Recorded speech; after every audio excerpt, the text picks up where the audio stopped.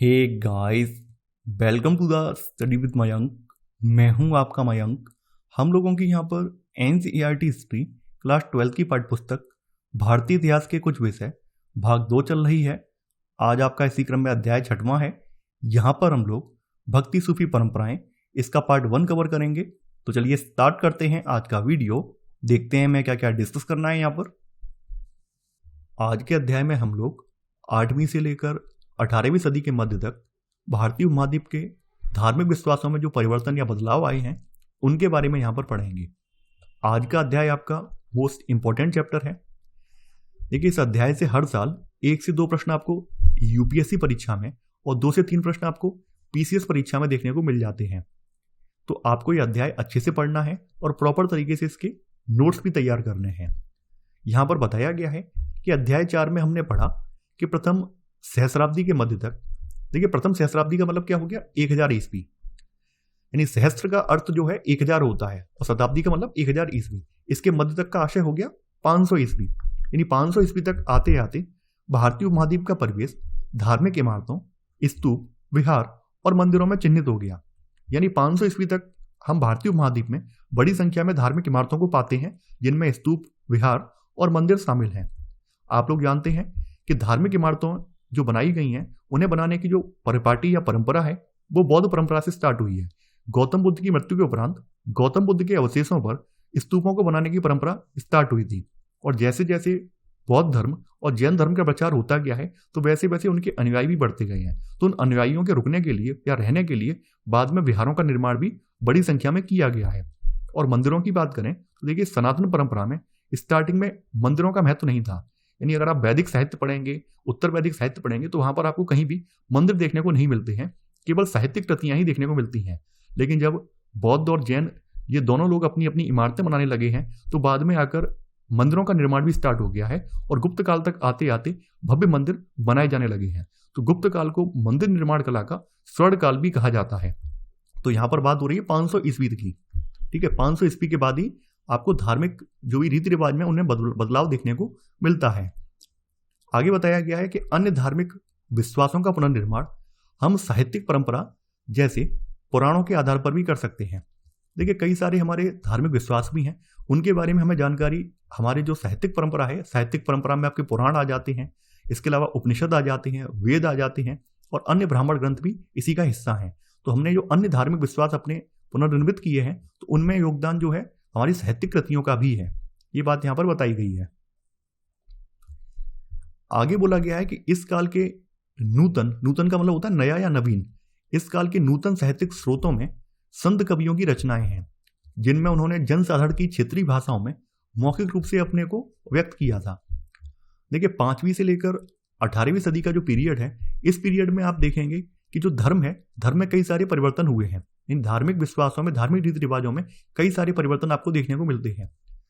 हमने स्टार्टिंग में पढ़ा था कि वैदिक परंपरा में जो ब्राह्मण थे तो ब्राह्मणों का धर्म पर एकाधिकार था।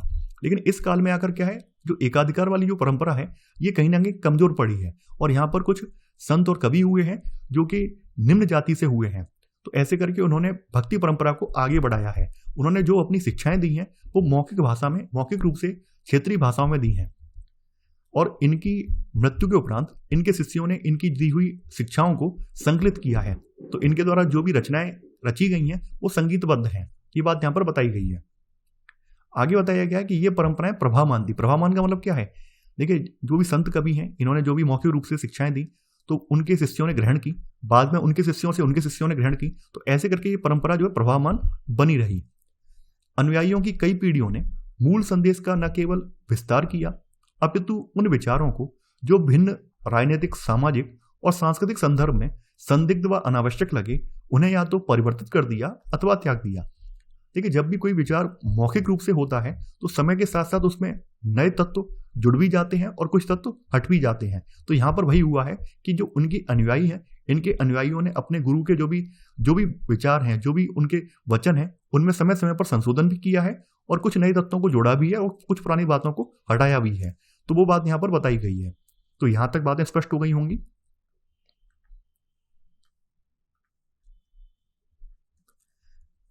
अब देखिए, यहां आगे बताया गया है धार्मिक विश्वासों और आचरणों की गंगा जमुनी बनावट। गंगा जमुनी बनावट क्या है? देखिए, जैसा कि आप लोग जानते हैं, प्राचीन भारत में आपको प्रमुख रूप से 3 धर्म देखने को मिलेंगे, जिसमें आपकी एक तो वैदिक परंपरा है, जिसको आप आज वर्तमान में हिंदू धर्म कहते हैं। इसके अलावा बौद्ध धर्म और जैन धर्म ये देखने को मिलेंगे। लेकिन 12वीं सदी से जैसे ही हमारे भारत में मुस्लिम शासन स्थापित हुआ है, वैसे ही हमारे यहाँ इस्लाम की भी एंट्री हो गई है। तो जब इस्लाम की एंट्री हो गई है तो आप लोग देखेंगे, पहले से हमारे यहाँ 3 धर्म मौजूद थे, लेकिन एक चौथा धर्म भी आ गया। तो चौथे धर्म के आने की वजह से क्या हुआ है, हमारे यहाँ की जो सांस्कृतिक संरचना है, जो सामाजिक स्तर है, उसमें भी थोड़ा बहुत परिवर्तन हुआ है। तो ऐसे करके एक नया कल्चर, गंगा जमुनी तहजीब जिसको कहा गया है, गंगा जमुनी बनावट, ये यहाँ पर तैयार हुई है। तो उसके बारे में बातें की गई हैं। इसके अलावा कुछ चीज़ें और भी यहाँ पर देखने को मिलती हैं, जैसे यहाँ पर मूर्ति पूजा का प्रचलन बहुत ज़्यादा हो गया है और जो भी प्रमुख देवता हैं उनके विभिन्न रूपों की पूजा की जाने लगी है। तो वो बातें भी यहाँ बताई गई हैं। यहाँ बताया गया है कि संभवतः इस काल की सबसे प्रभावी विशिष्टता यह है कि साहित्यिक और मूर्तिकला दोनों में ही अनेक तरह के देवी देवता अधिकाधिक दृष्टिगत होते हैं, यानी दिखाई देते हैं। एक स्तर पर यह तथ्य इस बात का द्योतक है कि विष्णु, शिव और देवी, जिन्हें अनेक रूपों में व्यक्त किया गया था, की आराधना की परिपाटी न केवल चलती रही अपितु और अधिक विस्तृत हो गई। यानी कि विष्णु, शिव और जो देवियों के अन्य रूप थे, इनकी परंपरा जो है पहले से चल तो रही थी, अब यहाँ पर आके और ज्यादा विस्तृत हो गई है। ये बात यहाँ पर बताई गई है। अब देखिए, यहाँ बताया गया पूजा प्रणालियों का समन्वय। पूजा प्रणालियों का समन्वय जो बताया गया है, इसमें यह बताया गया है कि कुछ जो रीति रिवाज यहाँ पर आके परिवर्तित हुए हैं। जैसा कि हमने देखा था कि वैदिक परंपरा में ब्राह्मणों का महत्व बहुत ज्यादा था और ब्राह्मणों ने जो भी धार्मिक कृत्य थे या जो भी धार्मिक ग्रंथ थे, उन पर केवल ब्राह्मणों की और क्षत्रियों की पहुंच थी, जबकि अन्य वर्ण उससे अछूते थे। लेकिन इस काल तक आते आते जब सामाजिक संरचना में बदलाव आए हैं, लोगों में जनचेतना जागृत होने लगी है, ये संत कवि जो है मौखिक रूप से लोगों को जनसाधारण की भाषा में लोगों को ज्ञान दे रहे हैं, तो यहाँ पर ब्राह्मणों को भी अपनी परंपरा में परिवर्तन करना पड़ा है। तो वो बात बताई गई है। वे इतिहासकार जो इस विकास को समझने का प्रयास करते हैं, उनका सुझाव है कि यहाँ कम से कम 2 प्रक्रियाएं कार्यरत थी। एक प्रक्रिया ब्राह्मणी विचारधारा के प्रचार की थी, यानी इस समय यहाँ पर 2 प्रक्रियाएं देखने को मिलती हैं, इतिहासकार ऐसा मानते हैं। एक प्रक्रिया ब्राह्मणी विचारधारा के प्रचार की थी। देखिए, ब्राह्मण अपना प्रचार क्यों कर रहे थे? वो इसलिए कर रहे थे क्योंकि अगर संत कवि समाज को बहुत ज्यादा जगह देंगे तो कहीं ना कहीं उन्हें भी लग रहा था कि हमारा महत्व खत्म हो जाएगा, तो क्यों ना धार्मिक जो पद्धतियां हैं उनको लचीला बनाया जाए, ऐसा इनका मानना था। तो इन्होंने इसमें सुधार किए हैं। इसका प्रसार पौराणिक ग्रंथों की रचना, संकलन और परिरक्षण द्वारा हुआ। यानी पौराणिक जो भी ग्रंथ थे उनकी रचना की गई, संकलन किया गया। संकलन का मतलब क्या होता है? बिखरे बिखरे जो तथ्य हैं उनको इकट्ठा करके नया ग्रंथ तैयार करना। परिरक्षण का मतलब क्या? रख रखाव करना। ये ग्रंथ सरल संस्कृत छंदों में थे, जो वैदिक विद्या से विहीन स्त्रियों और शूद्रों द्वारा भी ग्राह्य थे। देखिए, आप लोग यहाँ पर ध्यान दीजिए, जैसा कि आपने देखा है वर्ण व्यवस्था में वैदिक काल में जो शूद्र हैं या स्त्रियां हैं, इनको संस्कृत के जो भी ग्रंथ हैं उनको पढ़ने की अनुमति या सुनने की अनुमति नहीं थी। लेकिन इस काल में जब भक्ति आंदोलन की स्टार्टिंग हुई है, तो भक्ति आंदोलन के साथ ब्राह्मणों को भी समझ में आने लगा कि अगर हमने जो हमारी पद्धति है उसमें परिवर्तन नहीं किया तो हमारा महत्व खत्म हो जाएगा। तो इसी वजह से इन्होंने जो यहाँ पर पौराणिक ग्रंथ हैं उनकी फिर से रचना की है, संकलन किया, परिरक्षण किया है। और इनकी रचना सरल संस्कृत छंदों में की है, ताकि जो वैदिक विद्या से विहीन स्त्री और शूद्र हैं वो भी इन्हें सुन और पढ़ सकें।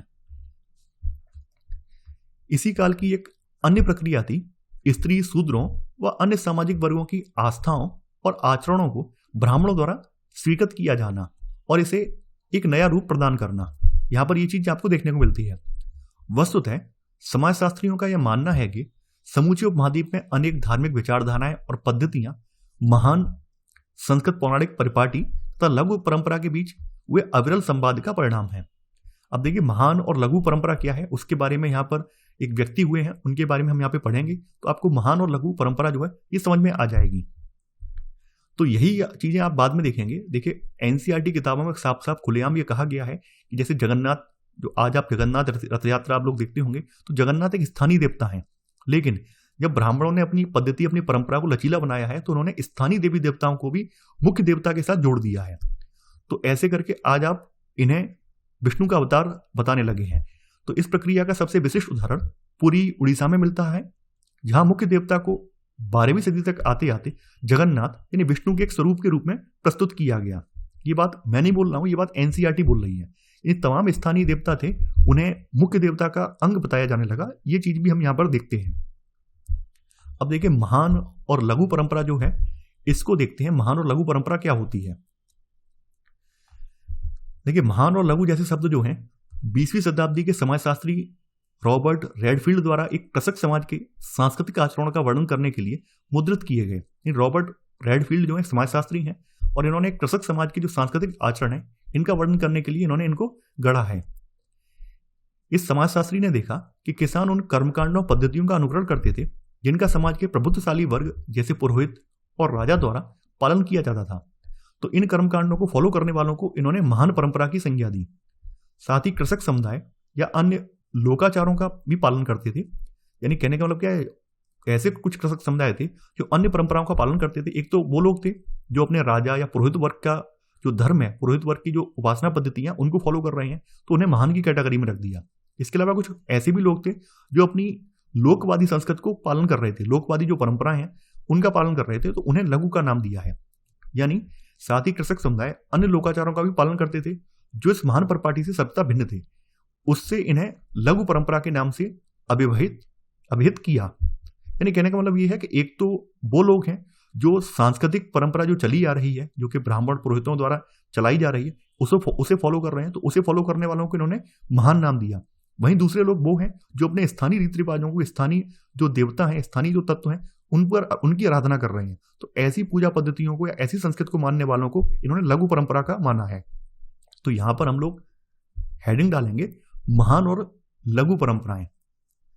देखिए महान और लघु परंपराओं के बारे में अगर आप लोग यूपीएससी मेंस एग्जाम में जिक्र कर देंगे तो आपके नंबर बढ़ने तय हैं, हर हाल में तय हैं।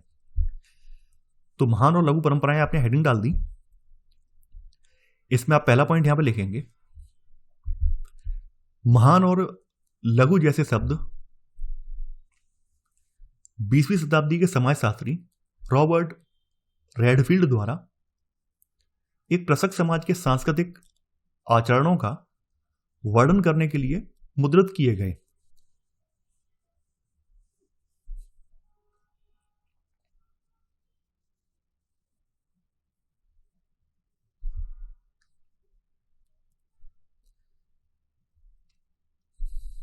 इसी में सब पॉइंट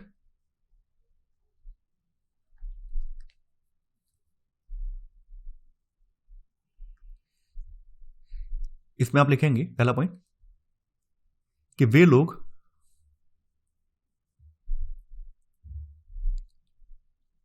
जो समाज के प्रभुत्वशाली वर्ग जैसे पुरोहित और राजा द्वारा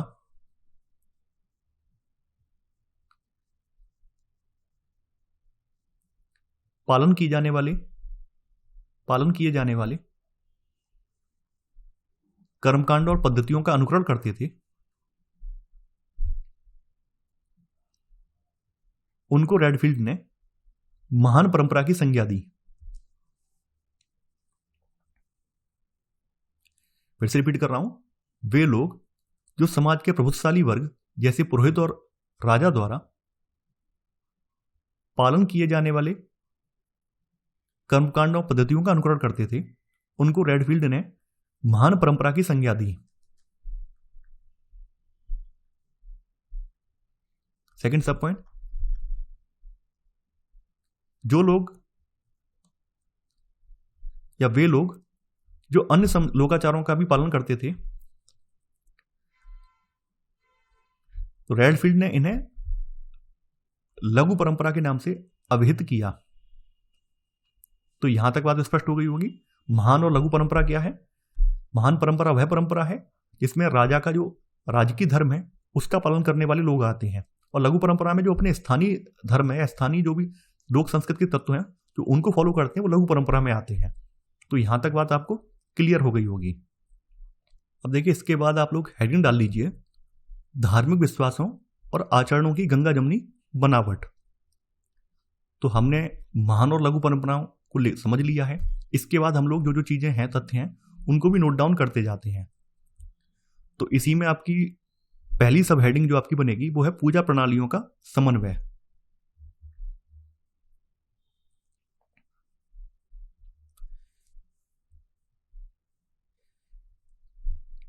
इसमें आपका सेकंड पॉइंट यहां नोट डाउन करेंगे।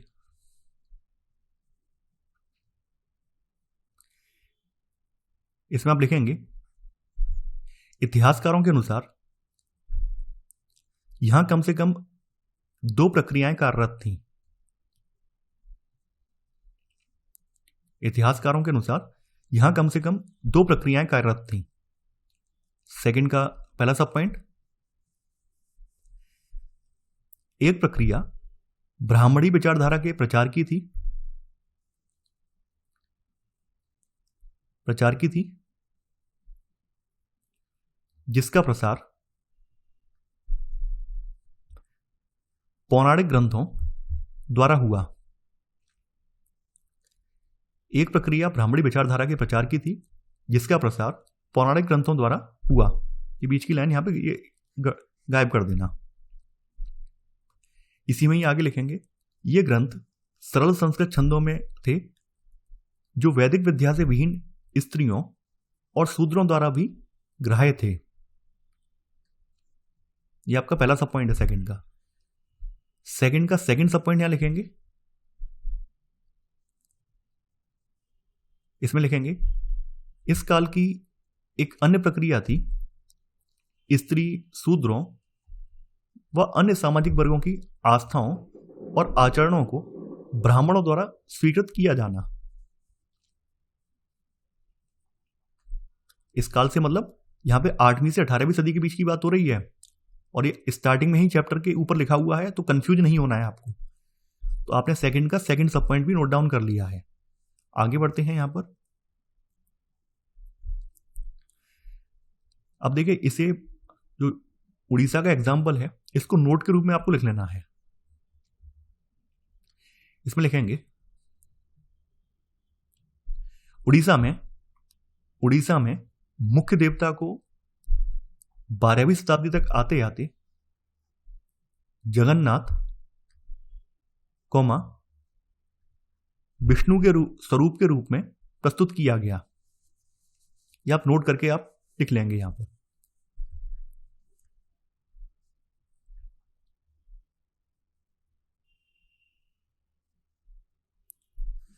अब देखिए समन्वय की और कुछ बातें बताई गई हैं।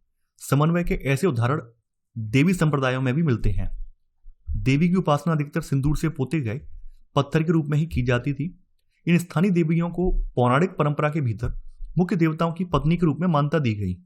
यानी जो भी स्थानीय देवियां थी उनको पौराणिक परंपरा के भीतर जो मुख्य देवता की पत्नी है इनके रूप में मान्यता मिल गई है। कभी वह लक्ष्मी के रूप में विष्णु की पत्नी बनी और कभी शिव की पत्नी पार्वती के रूप में सामने आई। तो यहां पर हम इस काल में पूजा की पद्धति और उसमें एक नया तत्व भी यहां पर देखते हैं। तो यहां पर अब आपका तीसरा पॉइंट यहां पे बनेगा। इसमें आप लिखेंगे देवी की उपासना अधिकतर सिंदूर से पोते गए पत्थर के रूप में ही की जाती थी। इसी में सब पॉइंट स्थानीय देवियों को पौराणिक परंपरा के भीतर मुख्य देवताओं की पत्नी के रूप में मान्यता दी गई। यह तीसरे का पहला सब पॉइंट है। यहां तक बात स्पष्ट हो गई होगी आपको। चलिए आगे बढ़ते हैं। अब कुछ भेद और संघर्ष भी देखने को मिलते हैं। अब देखिए जो देवी की पूजा करने वाले लोग थे उन्हें तांत्रिक नाम से जाना जाता है। ये अधिकांश से देवी की आराधना पद्धति को तांत्रिक नाम से जाना जाता है और तांत्रिक पूजा पद्धति उपमहाद्वीप के कई भागों में प्रचलित थी। इसके अंतर्गत स्त्री और पुरुष दोनों ही शामिल हो सकते थे। यानी देवी पूजा पद्धति में जरूरी नहीं है कि स्त्रियां ही हों, पुरुष भी इसमें शामिल हो सकते थे। कर्मकांडी संदर्भ में वर्ग और वर्ण के भेद की अवहेलना की जाती थी। यानी ये लोग जो थे, जो कि तांत्रिक वाले लोग थे, ये वर्ग यानी जो आपके वर्ग बने हुए थे और वर्ण बने हुए थे, यानी 4 वर्ण हैं आपके, उन चारों वर्णों की अवहेलना करते थे।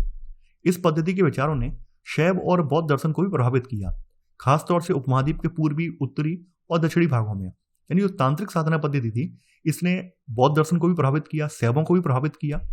आगामी सहस्राब्दी में इन समस्त विश्वासों और आचारों का वर्गीकरण हिंदू के रूप में हुआ।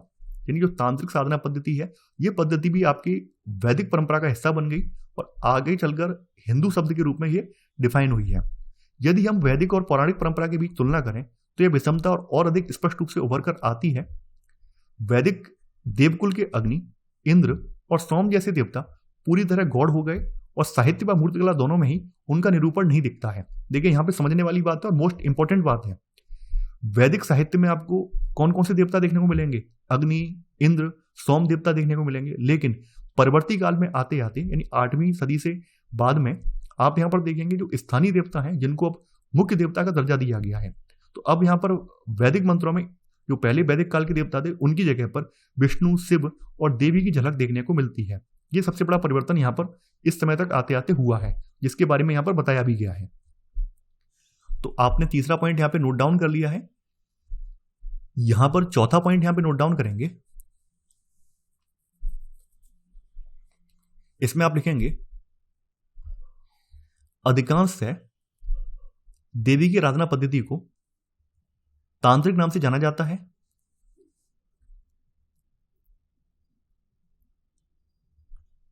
इसी में सब पॉइंट तांत्रिक पूजा पद्धति उपमहाद्वीप के कई भागों में प्रचलित थी।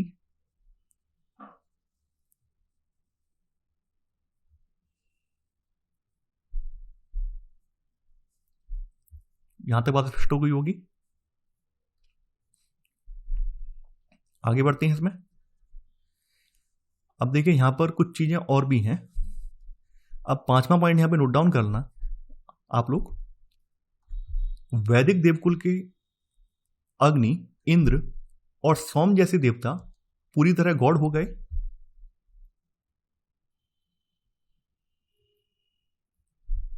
और साहित्य व मूर्तिकला दोनों में ही उनका निरूपण नहीं दिखता है। ये बात यहां बताई गई है। जो वैदिक पीरियड के जो देवता थे वो गॉड हो गए हैं और यहां पर जो अन्य देवता हैं अब वो प्रमुख देवता बन गए हैं। हालांकि ऐसा नहीं है कि विष्णु, शिव की झलक इनमें नहीं मिलती है, वैदिक साहित्य में मिलती है, लेकिन उतनी ज्यादा नहीं है जितनी अग्नि, इंद्र और सोम की मिलती है। ये बात यहां पर स्पष्ट की गई है। तो आपने चौथा पॉइंट और पांचवा पॉइंट नोट डाउन कर लिया है। आगे बताया गया कि इसमें कोई आश्चर्य की बात नहीं कि सभी संघर्ष की स्थिति भी उत्पन्न हो जाती थी। वैदिक परिपाटी के प्रशंसक उन सभी आचारों की निंदा करते थे जो ईश्वर की उपासना के लिए मंत्रों के उच्चारण के साथ यज्ञों के संपादन से परे थे।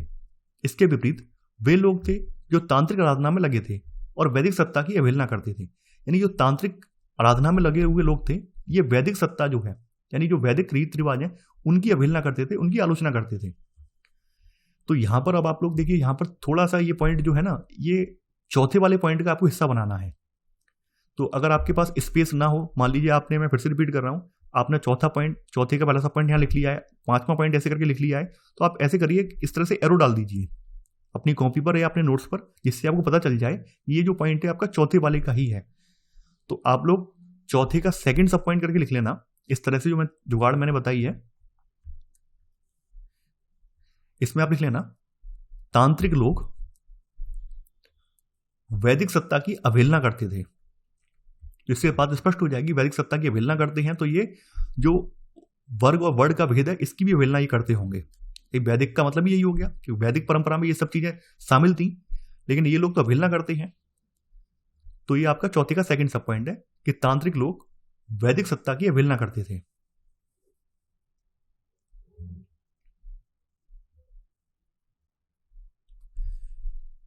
कुछ चीजें और भी बताई गई हैं। भक्ति परंपरा को हमें इसी संदर्भ में रखकर देखना होगा। हम जिस काल विशेष पर गौर कर रहे हैं उससे पूर्व लगभग 1000 वर्ष पुरानी भक्तिपूर्ण उपासना की परिपाटी रही है। इस समय भक्ति प्रदर्शन में मंदिरों में इष्टदेव की आराधना से लेकर उपासकों का प्रेम भाव में तल्लीन हो जाना दिखाई पड़ता है। भक्ति रचनाओं का उच्चारण अथवा गाया जाना इस उपासना पद्धति का अंश था। यानी वो 8वीं से लेकर 18वीं सदी के बीच का जो टाइम पीरियड है, तो इस समय क्या है, एक नई उपासना पद्धति जो है, जिसको भक्ति कहा जाता है, वो यहाँ पर देखने को मिलती है। यानी इस समय में भक्ति प्रदर्शन में मंदिरों में इष्टदेव की आराधना से लेकर उपासकों का प्रेम भाव में तल्लीन हो जाना ये दिखाई पड़ता है। तो ये सब उपासना पद्धति के अंश हैं जो कि यहाँ पर आके परिवर्तित हुए हैं और इस काल में आपको देखने को मिलते हैं। अब है उपासना की कविताएं, प्रारंभिक भक्ति परंपरा। ये आपकी हेडिंग है, आप लोग नई हेडिंग डाल लीजिए, उपासना की कविताएं और प्रारंभिक भक्ति परंपरा। तो यहां कुछ चीजें बताई गई हैं। यद्यपि बहुत सी भक्ति परंपराओं में ब्राह्मण देवताओं और भक्तजन के बीच महत्वपूर्ण बिचौलिए बने रहे, तथापि इन परंपराओं ने स्त्रियों और निम्न वर्णों को भी स्वीकृत व स्थान दिया। इसके बारे में हम लोग अभी ऊपर जो हमने सेकंड पॉइंट लिखा था वो इसी के बारे में था, क्योंकि ब्राह्मणों को क्यों अपनी उपासना पद्धति में बदलाव करना पड़ा, क्यों अपने कर्मकांडी प्रभावों में बदलाव करना पड़ा, उसका रीजन यही था। भक्ति परंपरा में जो संत हुए थे वो निम्न जाति के थे, और निम्न जाति के संत ब्राह्मणी प्रभाव की, वर्ण व्यवस्था की आलोचना कर रहे थे। अब चूंकि जब वो लगातार आलोचना करेंगे तो ब्राह्मणों के अस्तित्व पर खतरा मंडराएगा। तो ऐसे में उन्होंने क्या किया, ऐसे में उन्होंने अपनी जो पद्धतियां थी, उपासना की पद्धतियां थी, उनमें परिवर्तन किया, ताकि जो जनमानस है वो भी ब्राह्मणों से जुड़ा रहे। तो वो सब चीजें यहां पे बताई गई हैं। दूसरे स्तर पर धर्म के इतिहासकार भक्ति परंपरा को दो मुख्य वर्गों में बांटते हैं, सगुण यानी विशेषण सहित और निर्गुण यानी विशेषण विहीन।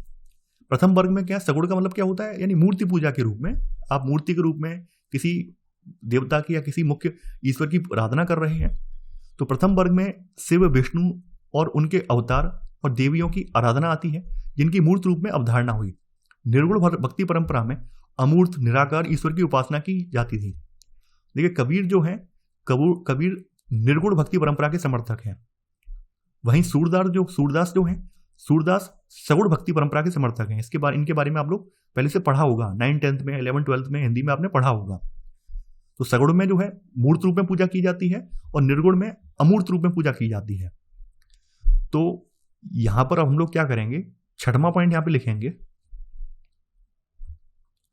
इसमें आप लिखेंगे धर्म के इतिहासकार भक्ति परंपरा को दो मुख्य वर्गों में बांटते हैं। पहला वर्ग कौन सा बनेगा आपका, सगुण ब्रैकेट में विशेषण सहित। इसी में डैश लगा के आगे लिखना है यहां पर। इस वर्ग में शिव, विष्णु तथा उनके अवतार व देवियों की आराधना आती है, जिनकी मूर्त रूप में अवधारणा हुई। छठे का सेकंड सब पॉइंट, निर्गुण ब्रैकेट में विशेषण विहीन। इसके आगे डैश लगा के लिखेंगे इस भक्ति परंपरा में अमूर्त निराकार ईश्वर की उपासना की जाती थी। तो भक्ति परंपरा दो प्रकार की है, दो प्रकार के मार्ग हैं इसमें, एक तो सगुण है और दूसरी निर्गुण है।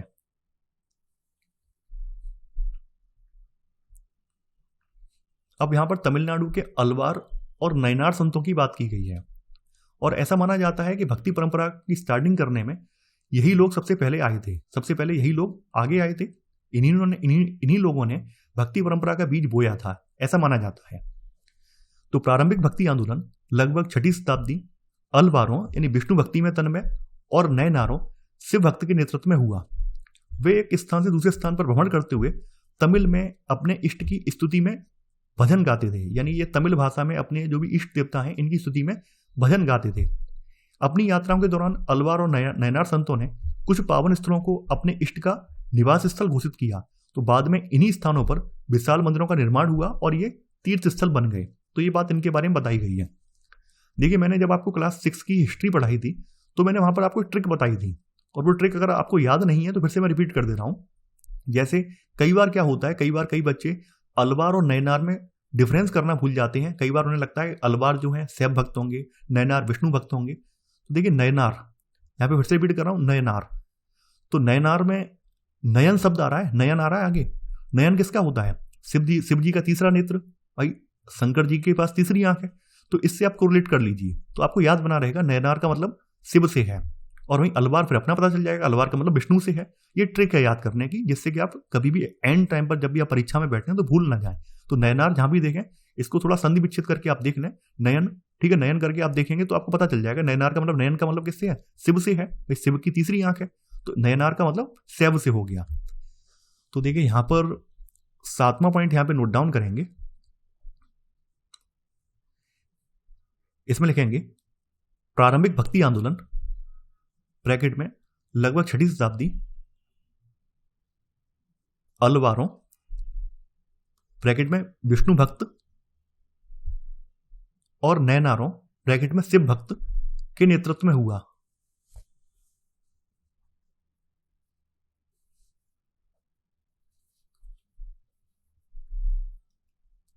इसी में सब पॉइंट, पहला सब पॉइंट,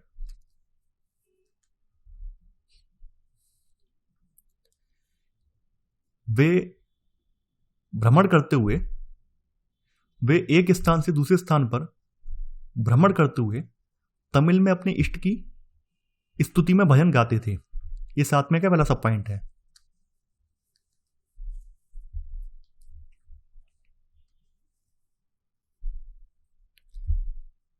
इसी में सेकंड सब पॉइंट, अपनी यात्राओं के दौरान इन संतों ने कुछ पावन स्थलों को अपने इष्ट का निवास स्थल घोषित किया।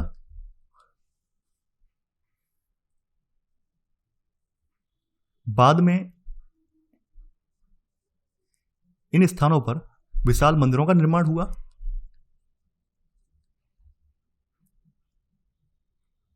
और वे तीर्थ स्थल माने गए। ये 7वें का सेकंड सब पॉइंट है। अब देखिए आगे यहां पर यह बताया गया है कि अलवार और नैनार संतों का जाति के प्रति दृष्टिकोण कैसा था। तो कुछ इतिहासकारों का यह मानना है कि अलवार और नैनार संतों ने जाति प्रथा और ब्राह्मणों की प्रभुता के विरोध में आवाज उठाई और इसी के विरोध में इन्होंने भक्ति आंदोलन की नींव डाली। कुछ हद तक ये बात सही भी प्रतीत होती है, क्योंकि अलवार और नैनार जो भक्ति संत हैं ये विविध समुदायों से बिलोंग करते थे, जिसमें ब्राह्मण, शिल्पकार और किसान और कुछ तो अछूत मानी जाने वाली अस्पृश्य जातियों से बिलोंग करते थे। ये बात यहाँ पर लिखी गई है। तो यहाँ पर आपका 8वां पॉइंट है, इसमें आप लोग लिखेंगे अलवार और नैनार भक्ति संत विविध समुदायों से थे, जैसे ब्राह्मण, शिल्पकार, किसान और कुछ तो उन जातियों से आए थे जिन्हें अस्पृश्य माना जाता था। यह आपका 8वां पॉइंट है। अलवार और नैनार संतों ने ब्राह्मणों की प्रभुता को चुनौती देने के लिए अपने काव्य संकलन को वेद जितना पवित्र बताया। यानी अलवार और नैनार संतों की रचनाओं को वेद जितना महत्वपूर्ण बताकर इस परंपरा को सम्मानित किया गया। और यहां पर एक अलवार का मुख्य काव्य संकलन भी यहां पर दिया गया है, नलियरा दिव्य प्रबंधम।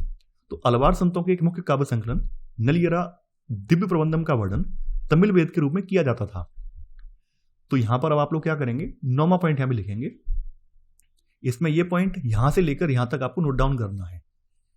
अलवार संतों के एक मुख्य काव्य संकलन नलियरा दिव्य प्रबंधम का वर्णन तमिल वेद के रूप में किया जाता था। यह आपका 9वां पॉइंट है।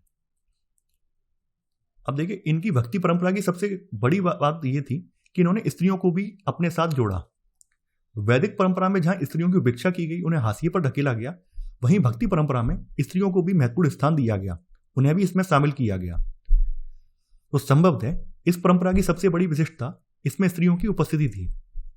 अंडाल नामक अलवार स्त्री के भक्ति गीत व्यापक स्तर पर गाए जाते थे। इसी तरह से एक स्त्री शिव भक्त हुई थी करिक्काल अम्मैयार। तो ये जो है ये नैनार परंपरा की थी। तो इन्होंने उद्देश्य प्राप्ति के लिए घोर तपस्या का मार्ग अपनाया था और नैनार परंपरा में उसकी रचनाओं को सुरक्षित किया गया है।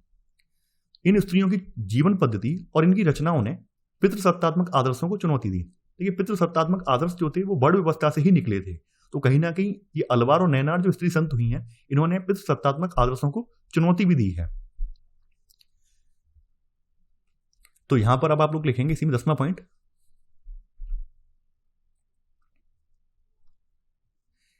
इसमें लिखेंगे भक्ति परंपरा की सबसे बड़ी विशिष्टता इसमें स्त्रियों की उपस्थिति थी। ये 10वां पॉइंट है। 10वें का पहला सा पॉइंट, अंडाल नामक अलवार स्त्री के अंडाल नामक अलवार स्त्री के भक्ति गीत व्यापक स्तर पर गाए जाते थे। इसी में सेकंड सब पॉइंट,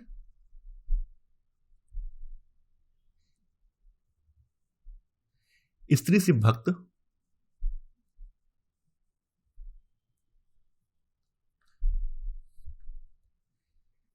भक्त करिक्काल अम्मैयार ने अपने उद्देश्य प्राप्ति हेतु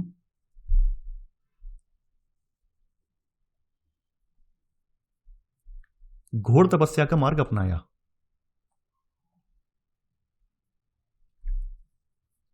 यह आपका 10 का सेकंड सब पॉइंट है। अब देखिए इसी में ही एक और है अप्पार, इनके बारे में आप लिख लेना, ये नैनार संत हैं। नोट लगा के अप्पार नैनार संत हैं। डैश लगा के लिख लेना आप। अब यहां पर नलीरा प्रबंधन के बारे में कुछ चीजें बताई गई हैं। बताया गया है 10वीं शताब्दी तक आते आते 12 अलवारों की रचनाओं का एक संकलन कर लिया गया जो नलीरा दिव्य प्रबंधम के नाम से जाना जाता है। 10वीं शताब्दी में ही अपार समंदर और सुंदरार की कविताएं तवरम नामक संकलन में रखी गई, जिसमें कविताओं का संगीत के आधार पर वर्गीकरण हुआ। यानी कि यहाँ पर जो अपार की बात की गई है, ये अपार एक संत है, तो अपार समंदर और सुंदरार की जो कविताएं हैं इनका एक नया संकलन तैयार किया गया तवरम नाम से, और इसमें कविताओं का संगीत के आधार पर फिर वर्गीकरण हुआ है। तो देखिए यहां पर आप नलीरा प्रबंधम जो लिखा है आपने ऊपर, तो इसके मैं यहां पर आगे लिखने की आपको आवश्यकता नहीं है, इसी में ही अब आप लोग क्या करेंगे। देखिए मैंने यहां पर आपको 10वां पॉइंट लिखवाया है, अब आप 11वां पॉइंट यहां पर लिखेंगे। इसमें आप लिखेंगे 10वीं शताब्दी में अपार सबंदर और सुंदरार की कविताएं तवरम नामक संकलन में रखी गईं, जिसमें कविताओं का संगीत के आधार पर वर्गीकरण हुआ। देखिए अपार सबंदर के आगे लगा देना नैनार संत, नैनार, ठीक है। चाहे तो आप ये नोट जो लिखा हुआ है इसको हटा देना, ठीक है, क्योंकि नलेरा दिव्य प्रबंधम के बारे में आप ऑलरेडी ऊपर लिख चुके हैं, इसलिए मैंने ये वाली लाइन यहां पे स्किप कर दी है।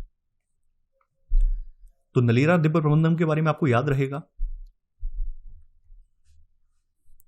तो आपने 11वां पॉइंट नोट डाउन कर लिया होगा।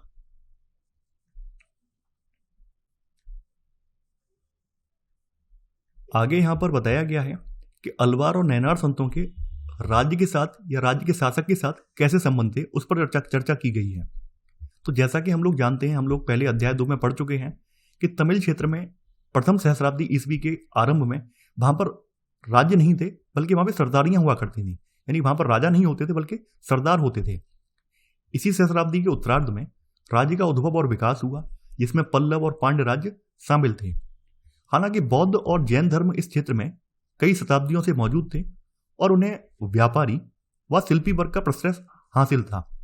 यानी कहने का मतलब यह है कि दक्षिण भारत में जो बौद्ध और जैन धर्म पल्वित हो रहे थे, तो उन्हें व्यापारी और शिल्पी वर्ग का समर्थन मिला हुआ था। राजकीय संरक्षण और अनुदान यदा कदा ही हासिल होता था। यानी इन धर्मों को राजकीय संरक्षण और अनुदान दक्षिण भारत में उतना ज्यादा नहीं मिला था। ये बात यहां पर स्पष्ट हो रही है। एक रोचक बात यह भी है कि तमिल भक्ति रचनाओं की एक मुख्य विषय वस्तु बौद्ध और जैन धर्म के प्रति उनका विरोध है। देखिए विरोध करने का रीजन ये भी है कि बौद्ध धर्म जो है अपने बाद के सालों में बहुत ज्यादा दूषित हो गया था। जिन कुरीतियों का गौतम बुद्ध ने खंडन किया था, जिन कुरीतियों या जिन परंपराओं का गौतम बुद्ध विरोध करते थे, परवर्ती कालों में आकर उनके अनुयायियों ने उन्हीं कुरीतियों को, उन्हीं परंपराओं को अपना लिया, जिस वजह से बौद्ध धर्म बहुत ज्यादा दूषित हो गया था। और यही कारण है कि भक्ति परंपरा के संत बौद्ध और जैन धर्म का विरोध कर रहे हैं। तो विरोध का स्वर नैनार संतों की रचनाओं में विशेष रूप से उभर कर आता है, लेकिन इतिहासकार इस विरोध का स्वर जो है अनुदान को मानते हैं। इतिहासकारों ने यह सुझाव दिया है कि परस्पर विरोधी धार्मिक समुदायों में राजकीय अनुदान को लेकर प्रतिस्पर्धा थी। यानी इतिहासकार इसके लिए एक अलग नजरिया देखते हैं। इतिहासकार ये कहते हैं कि केवल और केवल जो विरोध हो रहा था, तो विरोध का रीजन था अनुदान। यानी किसी राज्य का शासक किसी एक धर्म को या किसी एक समुदाय को बहुत ज्यादा राजकीय अनुदान दे रहा है, तो दूसरे वाले को जलन होने लगेगी। इस तरह की व्याख्या इतिहासकार कर रहे हैं। यह स्पष्ट है कि शक्तिशाली चोल सम्राटों ने ब्राह्मणी और भक्ति परंपरा को समर्थन दिया। उन्होंने विष्णु और शिव के मंदिरों के निर्माण के लिए भूमि अनुदान भी दिए। ये बात भी यहां पे बताई गई है। तो हम लोग क्या करेंगे, 12वां पॉइंट यहां पे नोट डाउन करेंगे।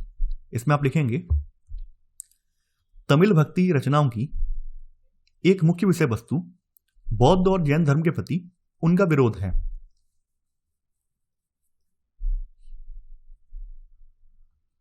इसी में सब पॉइंट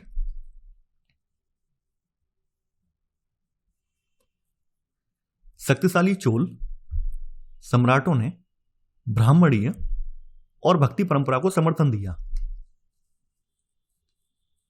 ये 12 का सब पॉइंट है।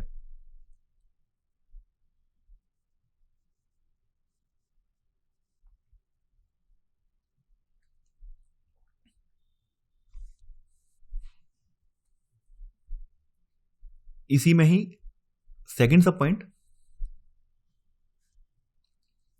अब देखिए कुछ चीजें और बताई गई हैं कि जो कुछ मंदिर हैं उन मंदिरों के निर्माण में भी चोल सम्राटों ने योगदान दिया है। तो चिदम्बरम, तंजावुर, गंगैकोंड चोलपुरम के विशाल शिव मंदिर चोल सम्राटों की मदद से ही निर्मित हुए। ये आपका 12 का सेकंड सब पॉइंट है। इसके अलावा इस काल में एक चीज और देखने को मिलती है, कांस्य में ढाली गई शिव की प्रतिमाओं का भी निर्माण हुआ है। यानी जो नटराज वगैरह की जो मूर्तियां हैं वो इसी काल से संबंधित हैं।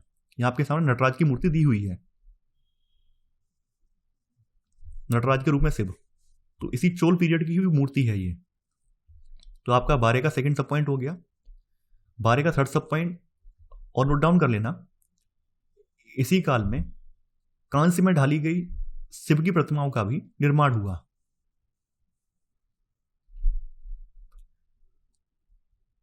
अब देखिए आगे कहानी कुछ और भी बताई गई है। जैसे बताया गया है कि नैनार और अलवार संत बेललाल कृषकों द्वारा सम्मानित होते थे, इसलिए आश्चर्य नहीं कि शासकों ने भी उनका समर्थन पाने का प्रयास किया।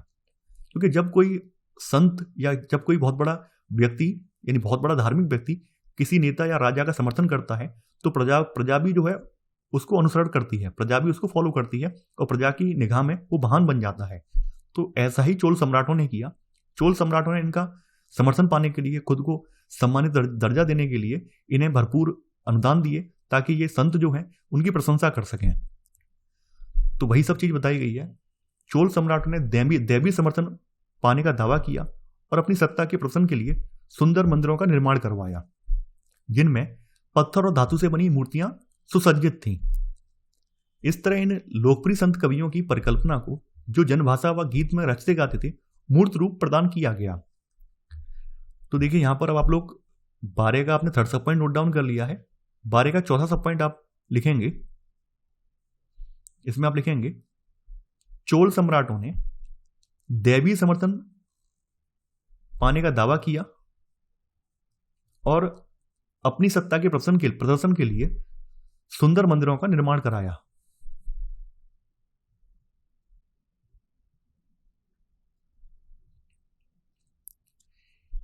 देखिए इस काल की एक खास बात यह भी है, ये चोल सम्राट हैं, चोल सम्राटों ने तमिल भाषा के शैव भजनों का गायन इन मंदिरों में प्रचलित किया और उन्होंने ऐसे भजनों का संकलन एक ग्रंथ तवरम, जिसके बारे में ऊपर हमने चर्चा की है, के रूप में करने का जिम्मा भी उठाया। 945 ईस्वी के एक अभिलेख से पता चलता है कि चोल सम्राट परांतक प्रथम ने संत कवि अप्पार सबंदर और सुंदरार की धातु प्रतिमाएं एक शिव मंदिर में स्थापित करवाई। यानी कि अभिलेख से यह भी पता चलता है कि चोल सम्राट हैं तो चोल सम्राट ने शिव के मंदिर में नैनार जो संत हैं अप्पार समंदर और सुंदरार, इनकी धातु की प्रतिमाएं जो हैं शिव मंदिर में लगवाई हैं।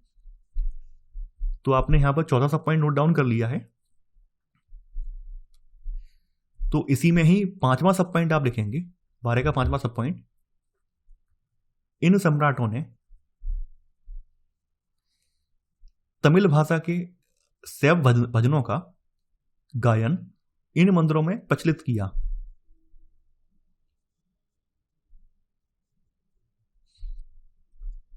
इसी में देखिए छठवां सब पॉइंट,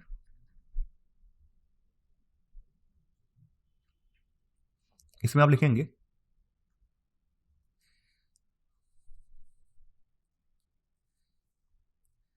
945 ईस्वी के एक अभिलेख से पता चलता है कि चोल सम्राट परांतक प्रथम ने संत कवि अप्पार सबंदर और सुंदरार की धातु प्रतिमाएं शिव मंदिर में स्थापित करवाई। यह आपका 12 का छठवां सब पॉइंट है।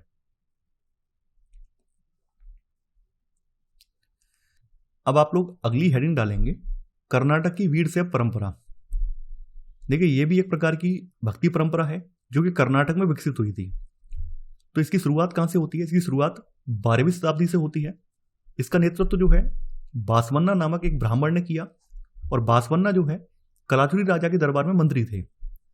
वीर शैव परंपरा के जो अनुयायी हैं ये वीर शैव यानी शिव के वीर और लिंगायत का मतलब है लिंग धारण करने वाले कहलाए हैं। यानी वीर शैव परंपरा में दो वर्ग बने हैं, यानी एक तो इनके अनुयायी नॉर्मल अनुयायी हैं, तो नॉर्मली जो इनके अनुयायी हैं उनको वीरशैव कहा गया है। और वहीं कुछ लोग इस परंपरा में ऐसे हैं जिन्होंने लिंग को धारण किया है, तो वो लिंगायत कहलाए हैं। और लिंगायत क्षेत्र का कर्नाटक में विशेष महत्व भी है। आज कर्नाटक में एक बड़ा समुदाय जो है लिंगायतों का है। तो देखिए, जो इस परंपरा के लोग हैं वो शिव की आराधना उनकी मूर्ति रूप में न कर बल्कि आराधना लिंग के रूप में करते हैं। और इस समुदाय के पुरुष वाम स्कंद पर, यानी अपने जो लेफ्ट वाला शोल्डर है उस पर चांदी के एक पिटारे में एक लघु लिंग को धारण करते हैं, जिन्हें श्रद्धा की दृष्टि से देखा जाता है। उनमें जंगम अर्थात यायावर भिक्षु भी शामिल हैं, ये बात बताई गई है। देखिए, लिंगायतों का ऐसा मानना है कि मृत्यु के उपरांत जो भक्त होते हैं वो शिव में लीन हो जाएंगे और कभी वापस नहीं लौट के आएंगे। इसके अलावा एक बात और है लिंगायतों के बारे में, लिंगायत अपना जो श्राद्ध संस्कार है वो जलाकर नहीं बल्कि विधिपूर्वक दफनाते हैं, यानी अपने मृतकों को ये विधिपूर्वक दफनाते हैं। लिंगायतों ने जाति की अवधारणा और कुछ समुदायों के दूषित होने की ब्राह्मणी अवधारणा का विरोध किया है। ये लोग पुनर्जन्म के सिद्धांत को भी खारिज करते हैं, उस पर प्रश्नवाचक चिन्ह लगाते हैं। वयस्क विवाह और विधवा पुनर्विवाह लिंगायतों ने उन्हें मान्यता प्रदान की। वीरशैव परंपरा की व्युत्पत्ति उन वचनों से मानी जाती है जो कन्नड़ भाषा में उन स्त्री पुरुषों द्वारा रचे गए जो इस आंदोलन में शामिल हुए। ये बात यहां पर बताई गई है। तो हम लोग यहां पर नोट डाउन करेंगे चीजों को। 13वां पॉइंट यहां पर लिखेंगे,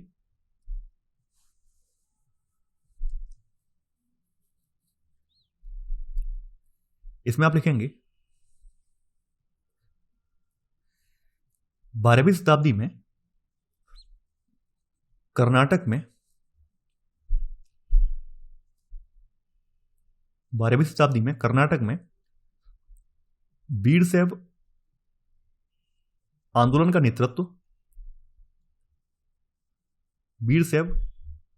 नेतृत्व बासवन्ना नामक एक ब्राह्मण ने किया, जो कि कलाचुरी राजा के दरबार में मंत्री था। इसी का पहला सब पॉइंट, इनके अनुयायी वीरशैव ब्रैकेट में शिव के वीर व लिंगायत ब्रैकेट में लिंग धारण करने वाले कहलाए। ये 13 का पहला सब पॉइंट है। 13 का सेकंड सब पॉइंट यहां नोट डाउन करेंगे। इसमें आप लिखेंगे, इसके अनुयायी शिव की आराधना लिंग के रूप में करते हैं। इसके अनुयायी शिव की आराधना लिंग के रूप में करते हैं। ये 13 का सेकंड सब पॉइंट है।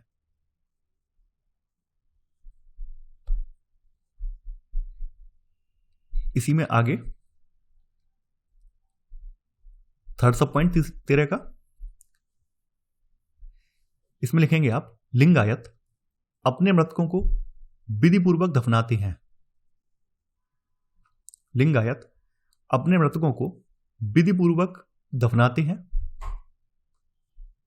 चौथा सब पॉइंट इसी में, लिंगायतों ने जाति की अवधारणा और कुछ समुदायों के दूषित होने की ब्राह्मणी अवधारणा का विरोध किया। इसी में पांचवा सब पॉइंट, पुनर्जन्म के सिद्धांत पर भी उन्होंने प्रश्नवाचक चिन्ह लगाया। ये पांचवा सब पॉइंट है। इसी में देखिए छठवां सब पॉइंट और नोट डाउन करेंगे आप, वयस्क विवाह और विधवा पुनर्विवाह को लिंगायतों ने मान्यता प्रदान की। वयस्क विवाह और विधवा पुनर्विवाह को लगा लेना बीच में, यहां लिंगायतों ने मान्यता प्रदान की। तो ऐसे करके ये वीरशैव परंपरा आपके सामने हो गई। नहीं, वीरशैव में ही दो ग्रुप हैं। एक ग्रुप तो है लिंग धारण करने वाला, जिन्हें लिंगायत कहा गया, और नॉर्मल जो लोग हैं अनुयायी हैं उनको वीरशैव कहा गया।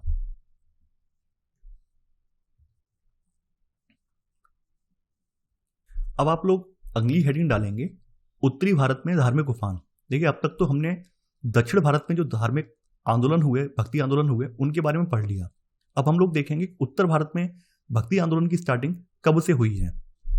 तो इसी काल में उत्तरी भारत में विष्णु और शिव जैसे देवताओं की उपासना मंदिरों में की जाती थी, जिन्हें शासकों की सहायता से निर्मित किया जाता था।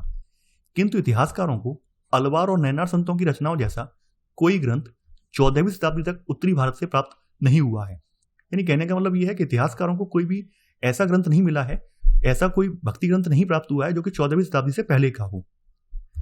कुछ इतिहासकारों का मत है कि उत्तरी भारत में यह वह काल था जब अनेक राजपूत राज्यों का उद्भव हुआ और इन सभी राज्यों में ब्राह्मणों का महत्वपूर्ण स्थान था।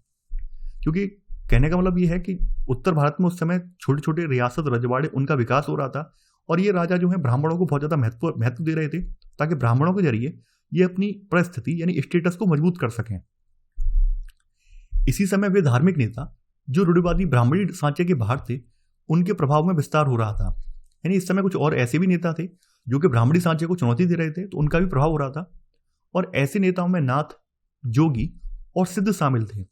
तो इनमें से बहुत से लोग शिल्पी समुदाय से बिलोंग करते थे, जिनमें जुलाही भी शामिल थे। तो ये बातें यहां पर बताई गई हैं। तो यहां पर अब आप लोग क्या करेंगे, 14वां पॉइंट यहां पर नोट डाउन करेंगे। पहले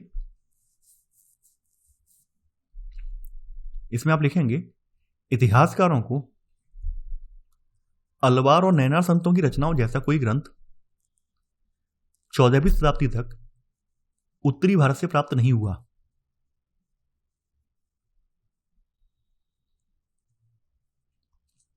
ये आपका 14वां पॉइंट है।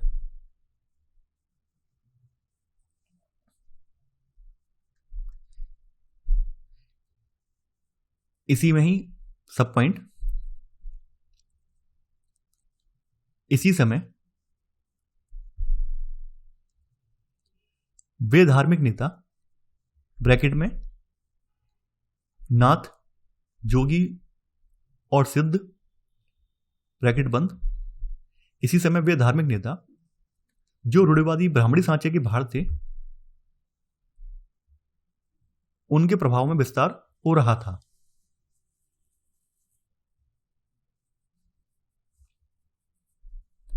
देखिए, इसको 15वां पॉइंट आप कर लेना, 14वां मत करो, 14 का सब पॉइंट मत बनाओ, 15वां पॉइंट कर लेना स्वतंत्र रूप से।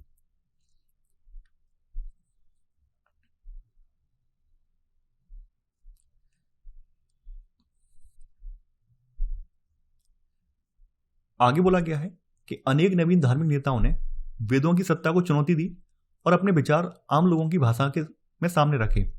समय के साथ ये भाषाएं उस रूप में विकसित हुई जिस तरह आज भी प्रयोग में लाई जाती हैं। अपनी लोकप्रियता के बावजूद नवीन धार्मिक नेता विशिष्ट शासक वर्ग का प्रश्रय हासिल करने की स्थिति में नहीं थे, क्योंकि बहुत ज्यादा कह सकते हैं प्रभावशाली नहीं थे। इसी वजह से इन्हें शासक वर्ग का प्रश्रय वो नहीं मिल पाया है। इस स्थिति में एक नवीन तत्व भारत में तुर्कों का आगमन था और सल्तनत की स्थापना से राजपूत राज्यों का और उनसे जुड़े ब्राह्मणों का पराभव हुआ। यानी कि एक तरफ तो आपने देखा कि जब ये आरंभिक राज्य ये बन रहे थे उत्तर भारत में, तो इन राज्यों में ब्राह्मणों का विशेष महत्व था। लेकिन जैसे ही सल्तनत की स्थापना हुई है तो वैसे ही राजपूत राज्यों का पतन हो गया है और उनमें उनसे जुड़े जो ब्राह्मण है उनका भी कहीं ना कहीं पराभव हुआ है। भाई, जब किसी राजपूत शासक का राज्य ही नहीं रहेगा फिर आप अपनी जो राजपुरोहिताई है वो कहाँ करोगे। तो वही सब चीज थी, जब ब्राह्मणों का प्रभाव ऐसे करके कम हो गया है और जब मुस्लिम शासन स्थापित हो गया है तो ऐसे में जो ये धार्मिक नेता हैं जो कि ब्राह्मणी व्यवस्था का विरोध करते थे उन्हें मौका मिल गया है। तो ऐसे करके उत्तर भारत में भक्ति आंदोलन की नींव पड़ी है। तो इन परिवर्तनों का प्रभाव संस्कृति और धर्म पर भी पड़ा। सूफियों का आगमन भी इस समय का एक महत्वपूर्ण अंग था। तो यहां पर इसमें आप लोग देखिए 15वां पॉइंट यहां पर लिख लिया है आपने। अब 15 में ही सब पॉइंट आप लिखेंगे।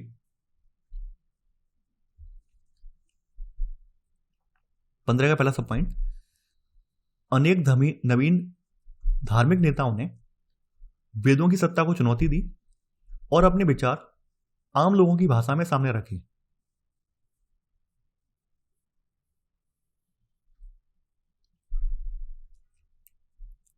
सोलहवां पॉइंट, सल्तनत की स्थापना से राजपूत राज्यों का और उनसे जुड़े ब्राह्मणों का पराभव हुआ। इसी में सब पॉइंट, इन परिवर्तनों का प्रभाव संस्कृति और धर्म पर भी पड़ा। ये 16 का सब पॉइंट है। देखिए, इसी के साथ आपका पार्ट 1 हम यहीं पर समाप्त करते हैं।